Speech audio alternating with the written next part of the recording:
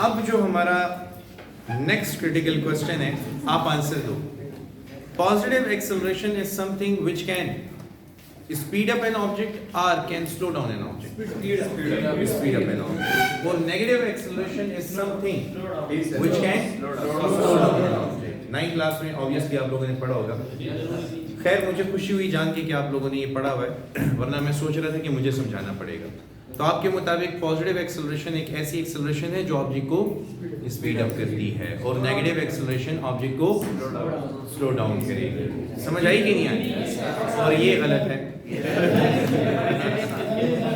Direction नहीं, ये direction की बात है टोटली। अभी सुनो, अभी जब मैंने आप लोगों को पढ़ाया नेगेटिव एक्सेलरेशन के बारे में, acceleration due to gravity negative है कि नहीं? ऊपर जाते हुए ऑब्जेक्ट को स्लो डाउन करती है और नीचे आते हुए ऑब्जेक्ट को स्पीड अप करती है। तो negative acceleration doesn't necessarily mean that it will slow down an object, it can speed up as well. अब ये एक्सेलरेशन का नेगेटिव या पॉजिटिव होना ये डायरेक्शन डिपेंडेंट है। मिसाल के तौर पे इस तरफ पॉजिटिव एक्स एक्सिस है, इस तरफ नेगेटिव, तो इस डायरेक्शन में एक्सेलरेशन पॉजिटिव और इस डायरेक्शन में एक्सेलरेशन। अब ये मैं आपको अप्लाई करके बताऊंगा। हाँ, इसके अलावा एक टर्म है जिसको हम कहते हैं डीसेलरेशन, या एक और टर्म है जिसको कहते हैं डीसेलरेशन या रिटार्डेशन की वजह से ऑब्जेक्ट हमेशा स्लो डाउन होगा। इन दोनों में भी फर्क है, वो फिर लेटर ऑन डिस्कस करेंगे। लेकिन slowing down of an object is attributed to the terms deceleration और रिटार्डेशन। पॉजिटिव या नेगेटिव एक्सेलरेशन सिर्फ अपनी डायरेक्शन की वजह से पॉजिटिव या नेगेटिव है, वो ऑब्जेक्ट को स्पीड अप या स्लो डाउन दोनों करने की एबिलिटी रखती है। कैसे रखती है? Let's discuss that.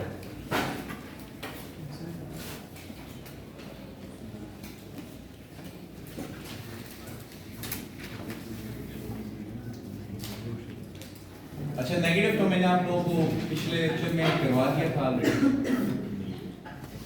तो जरा पॉजिटिव को टारगेट करते हैं।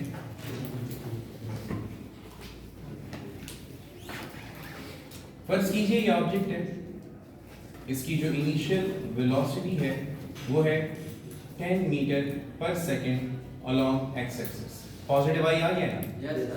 अच्छा, देखिएगा इस ऑब्जेक्ट पर फोर्स उसी डायरेक्शन में लगाई जा रही है जिस डायरेक्शन में ऑब्जेक्ट की वेलोसिटी है। तो बताओ ये स्पीड अप होगा कि स्लो डाउन होगा? Speed up. जैसे आपने एक चलती हुई साइकिल को धक्का दिया हो, पुश किया हो, तो अब इसकी स्पीड बढ़ेगी, तो इसकी फाइनल स्पीड जो है, फर्ज कीजिए फाइनल स्पीड या फाइनल वेलोसिटी जो है वो है 20 मीटर पर second in the same direction.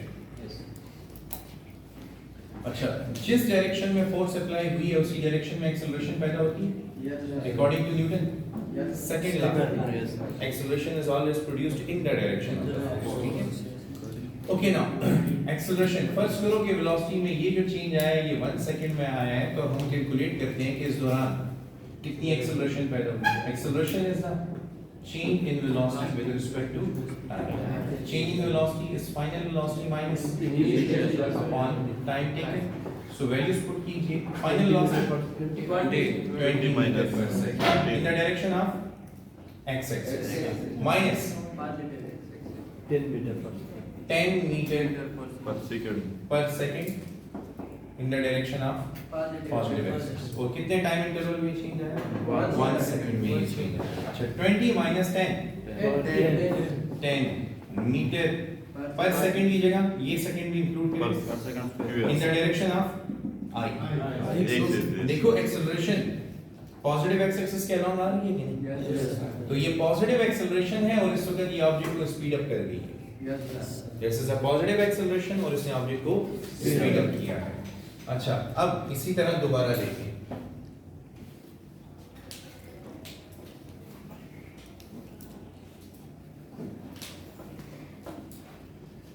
अच्छा, अब ऑब्जेक्ट की वेलोसिटी है, इनिशियल वेलोसिटी फर्स्ट कीजिए 15 minus 15 मीटर पर second along negative X axis. Minus I का क्या मतलब है? Negative X axis. Force positive X axis के अलोंग अप्लाई हुई, तो एक्सेलरेशन भी पॉजिटिव एक्स एक्सिस के अलोंग, तो एक्सेलरेशन पॉजिटिव है। अब बताओ ऑब्जेक्ट स्पीड अप होगा कि स्लो डाउन? क्योंकि फोर्स और वेलोसिटी की अपोजिट डायरेक्शन में अप्लाई हो रही है। जैसे आपने साइकिल की ब्रेक लगा दी, मोटरसाइकिल की ब्रेक लगा दी। अच्छा, अब जो मिसाल के तौर पे फाइनल वेलोसिटी है वो हो गई -10 मीटर पर second along positive x axis, ठीक है? तो ये इनिशियल वेलोसिटी, ये फाइनल वेलोसिटी और ये जो चेंज आया है ये 1 सेकंड में आया है। The change has occurred in 1 second. तो अब अगर मैं एक्सेलरेशन कैलकुलेट करूं तो acceleration is final velocity minus initial velocity upon delta T. So acceleration is equal to final velocity कितनी है? -10 मीटर पर सेकंड आई। यहाँ पे ख्याल करना है माइनस, ये फार्मूले का माइनस है।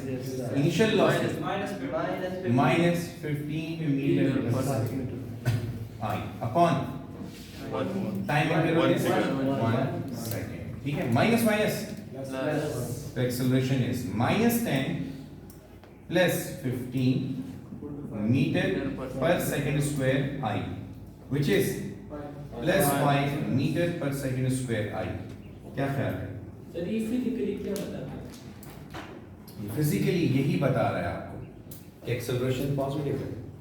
और जो आप आसान अल्फाज में समझना चाह रहे हो वो ये है, अगर एक्सेलरेशन वेलोसिटी के पैरेलल होगी तो ऑब्जेक्ट की स्पीड इंक्रीज होगी, और अगर एक्सेलरेशन वेलोसिटी के एंटी पैरेलल होगी तो ऑब्जेक्ट की स्पीड कम होगी, चाहे वो एक्सेलरेशन पॉजिटिव हो या नेगेटिव।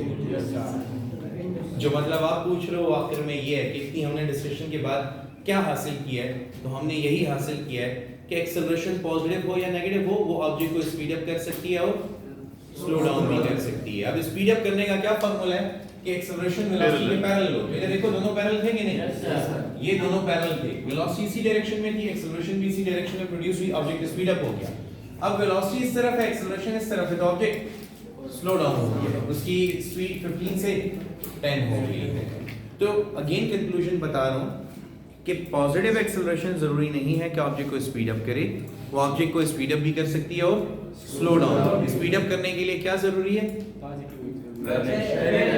पैरेलल आ जाए, और स्लो डाउन करने के लिए क्या जरूरी है? पैरेलल आ जाए। समझ आ गई बात?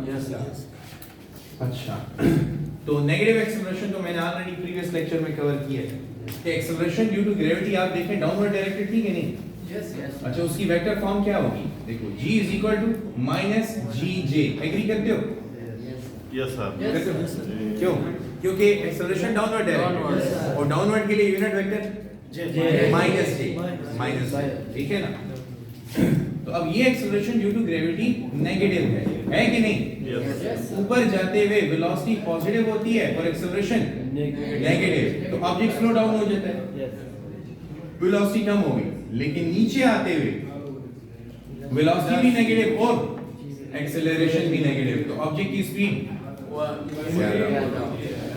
समझे? सर जी, अपवर्ड एक्सेलरेशन पॉजिटिव है नेगेटिव? अपवर्ड अगर हुई एक्सेलरेशन तो पॉजिटिव होगी, ये तो डाउनवर्ड है ना, तो इसको नेगेटिव। अभी देखो ये तो एक्सेलरेशन फोर्स की डायरेक्शन में होती है ना, तो फोर्स ऑफ ग्रेविटी डाउनवर्ड है, इसीलिए एक्सेलरेशन भी डाउनवर्ड है। मैंने दो रीजंस आपको दिए, एक फोर्स का और एक चेंज इन वेलोसिटी जो मैंने न्यूमेरिकली प्रीवियस लेक्चर में कैलकुलेट किए। अच्छा, इसके साथ जुड़ी हुई एक लास्ट टर्म जो है वो कंप्लीट करो, तो वो है डीसेलेरेशन और रिटार्डेशन। तो मैंने नोट्स में भी आपने देखे मेंशन किया हुआ है कि नेगेटिव एक्सेलरेशन को लोग कंफ्यूजिंगली ये समझ बैठते हैं कि ये हमेशा ऑब्जेक्ट को स्लो डाउन करेगी। तो लोगों ने रिटार्डेशन या स्टूडेंट्स ने रिटार्डेशन और डीसेलेरेशन को नेगेटिव एक्सेलरेशन के साथ रिलेट किया हुआ है, कंफ्यूज हुए हैं इसमें कि डीसेलेरेशन या नेगेटिव एक्सेलरेशन जो है वो सेम होंगे। No, it is not like this. Deceleration when the decrease in velocity occurs at a uniform rate, तो फिर हम कहते हैं ये डीसेलेरेशन। और when the decrease in velocity occurs at a non-uniform rate, then we say it is retardation. इसकी example ले लो, अगर आपकी गाड़ी के सामने कोई ऑब्स्टिकल आ जाए और आप क्या करोगे? सडनली ब्रेक लगाओ। समझ आई कि नहीं आई? तो इसको हम क्या कहेंगे? रिटार्डेशन कहेंगे। इसको क्या कहेंगे? लेकिन अगर आप गाड़ी का इंजन स्विच ऑफ कर दें, अगर गाड़ी का इंजन स्विच ऑफ कर दें, गाड़ी आराम से डिसलरेट होगी, उसकी वेलोसिटी एक यूनिफॉर्म रेट पे डिक्रीज होगी और वो रेस्ट पे आ जाएगी। तो जब decrease in velocity occurs at a uniform rate, it is when it occurs at a non uniform rate. Clear यहाँ तक? चलिए, ये लेक्चर यहाँ पे कंक्लूड होता है।